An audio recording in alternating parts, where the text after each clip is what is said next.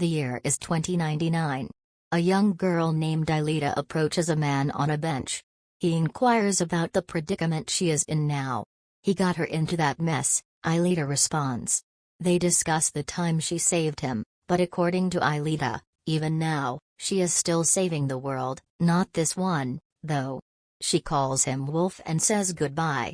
The Blue Ridge Mountains, the year 2032. Flynn takes care of her blind mom, bringing her coffee and checking her medications.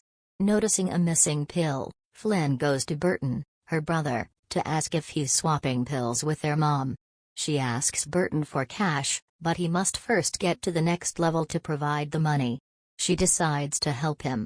Flynn joins the game and assumes her brother's identity. She easily wins the fight after discovering a map the other players still need to locate. Flynn removes the VR headset, instructing Burton to wire the money to her phone. Later, Flynn goes to the ATM to withdraw and sees Tommy, the town sheriff. The two discuss his upcoming wedding. Tommy tells her he's asked for wedding decorations from the print shop where Flynn works. At the print shop, Billy Ann teases Flynn about still having a crush on Tommy. They're interrupted by a guy who shows them the decorations Tommy asked for. Realizing there is an extra figurine, the guy breaks it. Billy tries to convince Flynn to get back into gaming, however, she isn't fond of it anymore. Soon, Billy leaves, prompting Flynn to throw out the trash.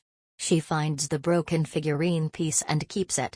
Later, the two boys give Flynn a box that came from Burton. It's a device without a patent yet, paid for by Milagros Calderon, a company in Colombia. At Burton's trailer, Flynn asks for an explanation for the metal contraption. Burton reveals he was asked to beta test it in exchange for a lot of cash since he reached level 100 in a game called Halcyon. However, it was actually Flynn who was using Burton's avatar.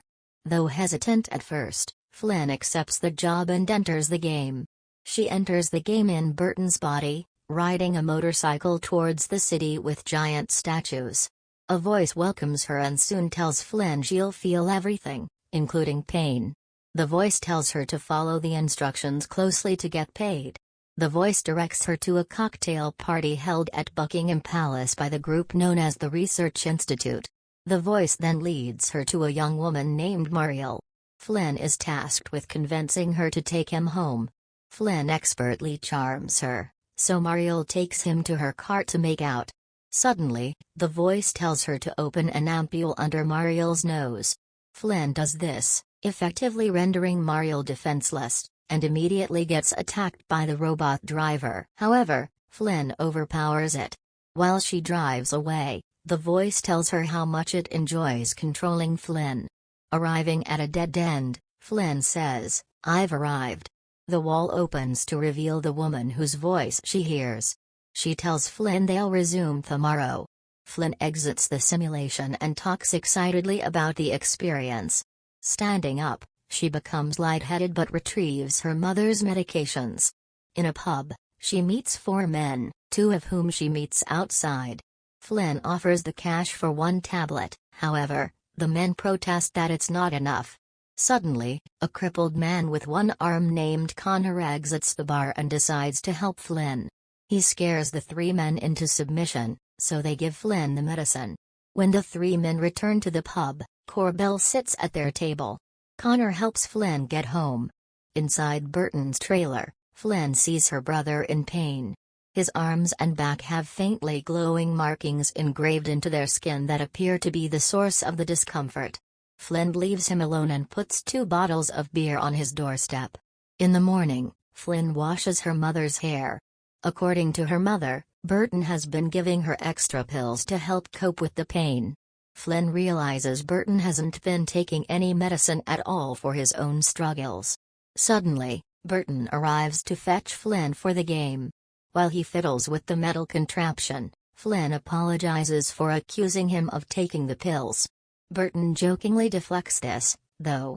Soon, Flynn enters the simulation and wakes up on a metal table. She sees the woman beside her as doctors remove her eye and replace it with a new one. When Flynn opens her eyes again, she sits next to the woman in a car. She leads her to a structure where Flynn gains entry with her new eye. They arrive in a room with an inverted pyramid hanging from the ceiling. The woman then speaks about giving Flynn a gift and tells her to put her own eye on the lens. Flynn does this and immediately jerks away from the pain of a laser shooting into her eye. However, the woman holds Flynn's head against the lens. Suddenly, a man appears, so the woman orders Flynn to attack. Unfortunately, the man overpowers Flynn. He sees the woman and reveals that she is actually Aelita West. He then shoots her with a sonic blast and proceeds to choke her. To stop the man, Flynn pulls her hand out and reveals it's robotic. As she gets up, Aelita tells her to run, but the man quickly shoots Flynn. He tells her that they'll easily track her address once she's dead. The two scuffle, but the man overpowers Flynn and shoots her in the head just as Aelita escapes. In the real world, Flynn runs out and vomits. Burton asks her what happened, but she vows never to return to the game. The following day, Flynn feels down, so Billy tries to cheer her up. Suddenly, Billy sees the broken figurine and teases Flynn, who gets angry. She finally reveals that she still has feelings for Tommy. Later, she tells Billy about this new simulation. Flynn thinks the simulation world is real and she's just inhabiting a robot body. At the print shop, Flynn gets a call from Wolf, who warns her about an impending danger. He urges her to return to the simulation immediately. However, out of panic, Flynn cuts the call. Elsewhere, a police officer spots two suspicious cars and follows them, however, they vanish. When he stops, a man behind him pulls a rifle and orders him to stand in the street. Suddenly, the officer is knocked down by one of the vehicles, cloaked in invisibility. Meanwhile, Flynn is closing the shop when Wolf's voice can suddenly be heard through every machine nearby, telling Flynn there's a $9 million bounty on her head and urging her to return to the sim. Frightened by this encounter, Flynn tells Burton and his ex-military friends, however, they just laugh at her, thinking it was just a prank from Wolf. When Flynn leaves, Reese tells him about Connor's past and how they chose not to believe the warning. Confused, Burton asks again, but his friends convince him to take what Flynn says seriously. Burton asks if they still have the drones. As they check the visuals, they see a group of suspicious people armed with weapons stalking them. Charisse Newland, the previous Queen Bee of the Research Institute, is talking with the man who attacked Flynn and Aelita. Charisse informs him that the breach is too risky, however, he reassures her that Flynn and her friends are now targeted. Meanwhile, Burton tells Flynn to get their mother into the basement. While she does that, Reese and the rest of the crew link to the drones and gather their weapons. Hiding behind trees, Burton and the rest take down the men with deadly accuracy. One of the assailants turns off the power in Flynn's house. Unable to awaken their mother, Flynn hides in the dark as one of the mercenaries enters. Flynn distracts him with the vacuum robot and knocks him to the ground, allowing her to grab a shotgun. The man corners Flynn, who freezes and doesn't shoot immediately.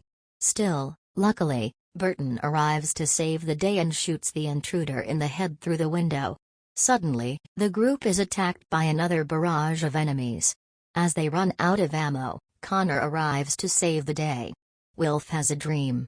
He recalls an incident where he spoke with Aelita on behalf of his employer. He informs her that his boss is interested in learning more about the Research Institute, where Aelita is now employed. However, Aelita is dubious.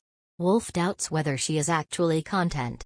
Getting out of bed, Wolf, whose real name is Wilf Netherton, receives a call from Lev, his boss.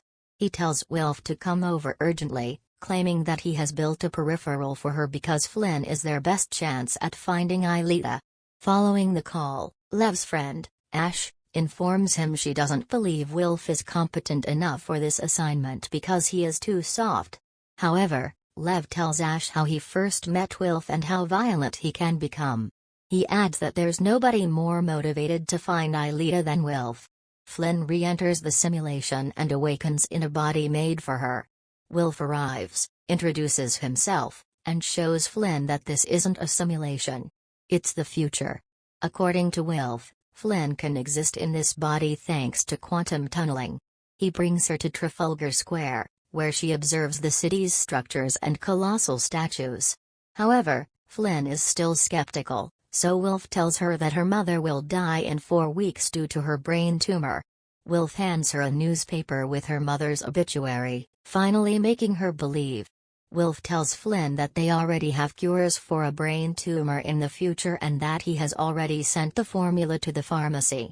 Wilf tells Flynn to think about cooperating with him since time is running out. Wilf says goodbye, prompting Flynn to wake up in the real world. Flynn tells Burton to bury the enemy corpses just as she leaves for town. Burton tells Connor to accompany her. Flynn goes to the pharmacy to buy her mother's cure.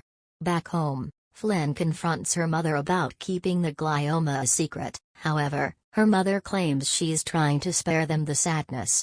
She agrees to take the experimental drug.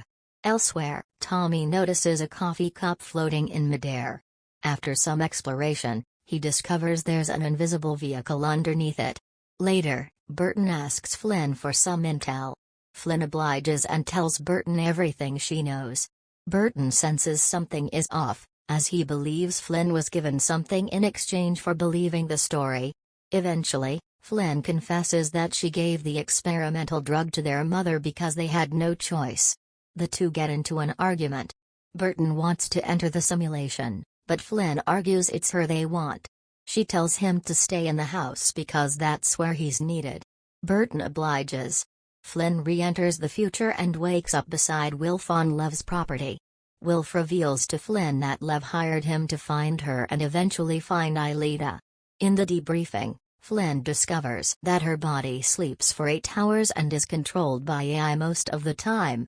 Since Flynn is still confused about everything, Lev redirects the conversation to more pressing matters, such as finding Aelita. They explain that Aelita was providing access to Flynn's parallel timeline, however, she's now missing. Flynn finds out that the medication given to her mother only has a 57% success rate. She promises them she'll start talking about Aelita as soon as they assist her family. Meanwhile, Tommy discovers a bullet in the abandoned, invisible cars. He goes to Burton to ask about it. Burton tells him what type of bullet it is but doesn't tell Tommy anything else. However, Tommy is skeptical and asks about Burton's friend's trucks around the house. Burton tells him they had a drone tournament. Flynn wakes up and tries to find Burton. She sees everyone burying the dead. On Lev's property, Lev advises Wilf to be patient with Flynn. Curious about his motives, Wilf asks Lev why he wants entry into Flynn's reality. Still, Lev remains cryptic and passive-aggressively threatens him about knowing too much.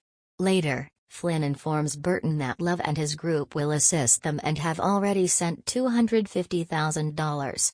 Although skeptical, Burton's doubts are dispelled as their cousin wins the lottery at the bar later. Corbell sends drinks to the three, and Burton nods in appreciation. He reminds Flynn to acknowledge Corbell's gesture.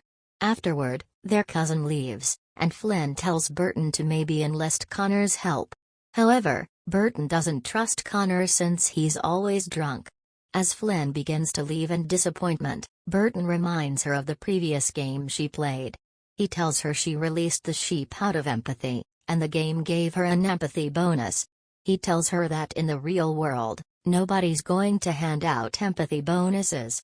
However, Flynn retorts that even if there was one, Burton wouldn't have found it.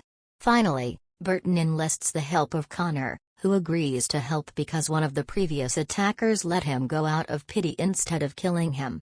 Meanwhile, Corbell is in the sim when the man who attacked Flynn and Aelita arrives. He offers Corbell $10 million to get rid of Flynn and Burton, however, Corbell logs out, thinking it's a prank. Later, Flynn tries to search the internet for information about Milladrose Calderon or Wilf Netherton, however, she comes up empty. Suddenly, her hand becomes stuck on the computer mouse, forcing her to pry it off with her other hand. She becomes normal again. Elsewhere, Corbell is notified after receiving $2.5 million in his bank account. He begins to believe the man in the sim. Flynn, wakes up at midnight after hearing a strange noise downstairs. She calls Burton for help, but as she heads downstairs, it's only her mother going through the fridge. Flynn realizes that her mother has regained her sight just as Burton enters the house armed with a gun. Flynn's mother is overjoyed, realizing she's not in a dream. She hugs Flynn, who looks at a shocked Burton. Subscribe for more videos like this, turn on notifications, and leave a like. It really helps the channel.